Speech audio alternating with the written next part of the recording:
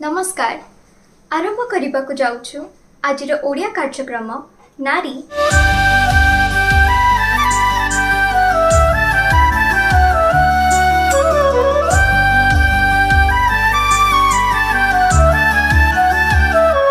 नारी तुम्हें केड़े धन्य, तुम्हें केड़े धन्य। नारी तुम्हें केड़े धन्य, तुम्हें केड़े धन्य। धन्य तुम नारी जन्म, धन्य तुम नारी जन्म। आश्चर्य सृष्टि ईश्वरंक, नारी तुम्हें केड़े धन्य हो, नारी तुम्हें केड़े धन्य। आसंतु आमे माने ईश्वरंकर वाक्य सुनिबा एवं एही वाक्य को आमनकर जीवन रे कार्य रे लगाइबा। प्रभु यीशु मसीह के मधुर नाम में आप सबको प्रेज द लॉर्ड। मैं प्रभु का धन्यवाद करती हूँ कि उसने मुझे फिर से ये सुंदर अवसर प्रदान किया कि एक नए विषय पर आप लोगों के साथ बात कर सकूं। और आज का जो टॉपिक है वह है, क्या एक मसीही भाई या बहन को किसी गैर मसीही भाई या बहन से शादी करना चाहिए? Can a believer marry an unbeliever? इस विषय में बाइबल हमें क्या सिखाती है, आइए हम देखते हैं। हम कुछ वचनों को पढ़ेंगे। 2 कोरिन्थियंस उसका चैप्टर 6 वर्स 14। यहाँ लिखा है, अविश्वासियों के साथ आसमान जुए में ना जोतो, क्योंकि धार्मिकता और अधर्म का क्या मेलजोल, या ज्योति और अंधकार की क्या संगति। आमीन। हालांकि ये वचन स्पेसिफिकली शादी को मेंशन नहीं करता है, लेकिन शादी एक प्रकार का बंधन है। इसलिए एक विश्वासी को कभी भी एक गैर मसीही या अविश्वासी के साथ अनइक्वली योक्ड या शादी के बंधन में नहीं बंधना चाहिए।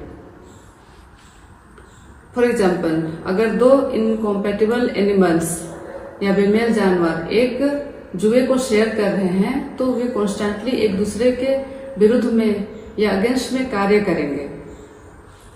इसलिए एक ही समान के जानवरों को जोतना बेहतर होगा।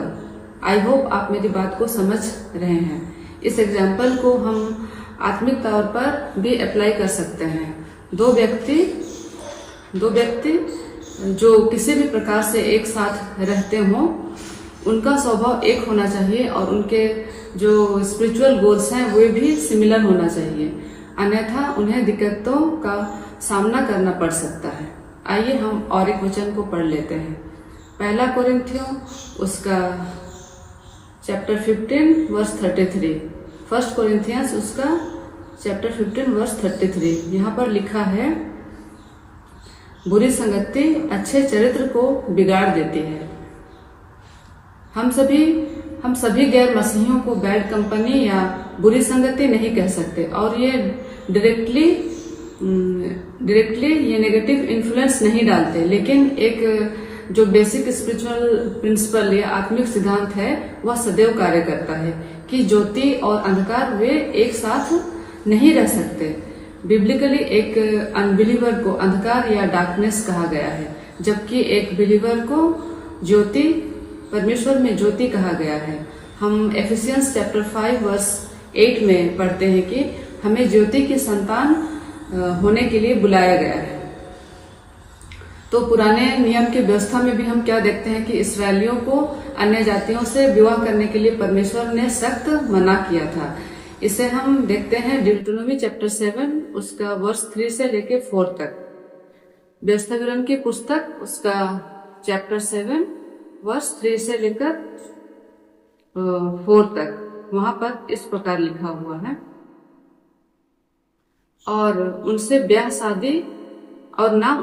शादी करना, ना तो अपनी बेटी उनके बेटे को ब्याह देना और ना उनकी बेटी को अपने बेटे के लिए ब्याह लेना, क्योंकि वे तेरे बेटे को मेरे पीछे चलने से बहकाएंगी और दूसरे देवताओं की उपासना करवाएंगी, और इस कारण यहोवा का कोप तुम पर भड़क उठेगा और वह तुझको शीघ्र सत्यानाश कर डालेगा।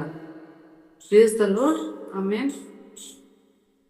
यद्यपि इसका कारण प्राइमरीली जाति से रिलेटेड नहीं था, परंतु धार्मिक कारणों से था। परमेश्वर ने इस्राएलियों को किसी भी अन्य जाति पुरुष या स्त्री से विवाह करने को मना किया था, क्योंकि अन्य जाति जो थे वे पूरी तरह से पैगन थे, वे झूठी देवताओं के उपासक थे, और परमेश्वर जानते थे कि यदि इस्राएली अन्य जातियों से विवाह करते हैं तो वे परमेश्वर के मार्ग से दूर हो जाएंगे। और ऐसा ही कुछ इस्राएल के साथ घटित हुआ, उनका आत्मिक पतन हुआ। इसे हम देखते हैं मलाकी की पुस्तक, उसका चैप्टर 2 वर्स 11।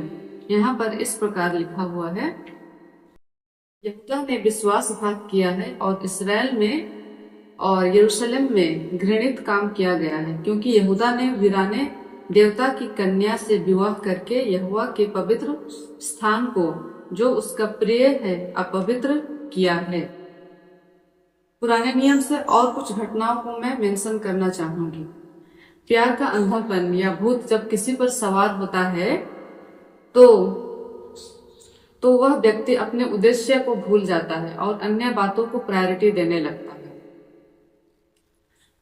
और जो कि अल्टीमेटली उसे स्पिरिचुअल डिक्लाइन की तरफ ले जाता है। हम सैमसन के विषय में पढ़ते हैं, जजेस उसका चैप्टर 14 1 से लेकर 3 और चैप्टर 16 वर्स 4। न्यायों की पुस्तक चैप्टर 14 वर्स 1 से 3 और चैप्टर 16 वर्स 4। यहाँ पर हम पढ़ते हैं कि वो जो सैमसन जो था ताकतवर और सामर्थ्य था, उस पर परमेश्वर का विशेष अभिषेक था। आगे हम देखते हैं कि सैमसन ने किस प्रकार गलत स्त्रियों के प्रेम में पड़कर उसने अपना सर्वनाश कर लिया था। उसी प्रकार हम किंग सोलोमन, राजा सुलेमान के विषय में पढ़ते हैं। पहला राजा उसका chapter 11 verse 4। First king chapter 11 verse 4। यहाँ पर हम पढ़ते हैं, वह अति बुद्धिमान होने के बावजूद भी उसने किस प्रकार से परमेश्वर के विरुद्ध में कार्य किया। इन स्त्रियों ने, इन अन्य जाति स्त्रियों ने सोलोमन को जीवित परमेश्वर से दूर करके मूर्ति पूजा की और उसके मन को बहका दिया था। तो उसी प्रकार प्रियो, आजकल हम देखते हैं कि कुछ क्रिश्चियंस जो हैं वे मिशनरी डेटिंग में एंगेज हैं। वे नॉन क्रिश्चियन को डेट कर रहे हैं ताकि वह मसीही विश्वासी बन सके। किसी को इवेंजलाइज या सुसमाचार बांटना एक अच्छा कार्य है, एंड नो डाउट ऐसे कई केसेस हम देखते हैं जहां पर मिशनरी डेटिंग के द्वारा कई लोगों ने प्रभु को जाना और वे बचाए गए। बट बिब्लिकली पर्सपेक्टिव से अगर हम सोचे तो ये जो मिशनरी डेटिंग जो है वह एक सही आइडिया नहीं है। मेरे प्रियो, ड्यूटरोनॉमी उसका चैप्टर 7 वर्स 6, व्यस्तव्यन की पुस्तक उसका चैप्टर 7 वर्स 6, यहाँ पर लिखा है, परमेश्वर ने इस्राएली जाति को अपनी पवित्र प्रजा करके चुना और उन्हें पृथ्वी भर के सब देशों के लोगों से अलग किया, उन्हें अपना निज धन ठहराया। मैं आज आपसे यही कहना चाहती हूँ कि हम जो अन्य जाति से प्रभु यीशु में आए हैं, हम जो प्रभु के पीछे चल रहे हैं, हमें भी परमेश्वर ने दुनिया के सभी लोगों से, हर अन्य जाति से अलग करके पवित्र प्रजा किया है। आज हम प्रभु के निज धन हैं, इसलिए किसी अन्य जाति से शादी के संबंध नहीं बना सकते, अन्यथा हम परमेश्वर को क्रोधित करेंगे और खुद के नाश होने के कारण स्वयं ही बन जाएंगे। पुरानी वाचा और नई वाचा दोनों ही इस विषय पर अनकॉम्प्रोमाइज्ड होने की बात करती है। इसलिए मेरे प्रियो, आप लोगों से मेरी यही सलाह है कि जब भी आप अपने लिए लाइफ पार्टनर चुने या जब भी आप शादी करते हैं, तब आप यह देखें कि उस व्यक्ति का पर्सनल रिलेशनशिप परमेश्वर के साथ अच्छा है या नहीं। अगर वह प्रभु के वचन के अधीन है, वह नम्र है, तो ही आप उससे शादी करना।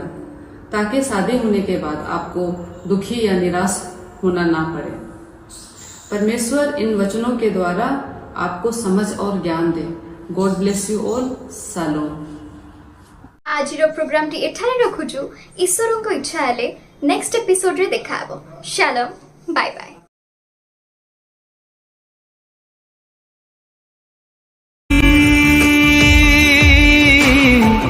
तुमे केड़े धन्य, तुमे केड़े धन्य।